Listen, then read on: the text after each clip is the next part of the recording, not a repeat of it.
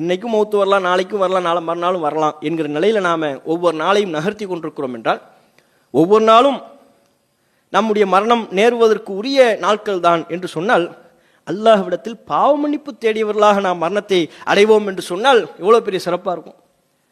ஒரு மூமின் இந்த கண்ணோட்டத்தில் பார்க்கின்ற பொழுது இஸ்திக்ஃபார், பாவ மன்னிப்பு என்கின்ற அந்த ஒன்றிலிருந்து விலகாதவனாக இருக்கணும். ஒவ்வொரு நாளும் பாவ மன்னிப்பை கொண்டு துவங்க வேண்டும், பாவ மன்னிப்பை கொண்டு முடிக்கணும்.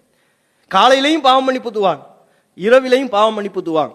யா அல்லாஹ், நான் செய்த எல்லா பாவத்தையும் உன்னிடத்துல மன்னிப்பு கேட்கிறேன் இறைவா என்று ஒவ்வொரு நாள் பொழுதையும் காலையையும் இரவையும் இந்த இஸ்திக்ஃபாரை கொண்டு பாவ மன்னிப்பை கொண்டு நாம் துவங்குவோமையானால், பாவ மன்னிப்பை கொண்டு அந்த நாளை நாம் முடிப்போமையானால், எப்போது மரணம் வந்தாலும் மோமின்களுக்கு அது நல்வரவாக, அவர்களுக்கு ஒரு சிறந்த ஒரு மரணமாக, தங்களுடைய பாவங்கள் எல்லாம் மன்னிக்கப்பட வேண்டும் என்று அல்லாஹ்விடத்தில் ஆதரவு வைத்தவர்களாக, அதற்காக பாவ மன்னிப்பு கேட்டவர்களாக மரணத்தை மோமின்கள் தழுவுகிறார்கள் என்றால், அதை விட வேறு என்ன பாக்கியம் வேணும்?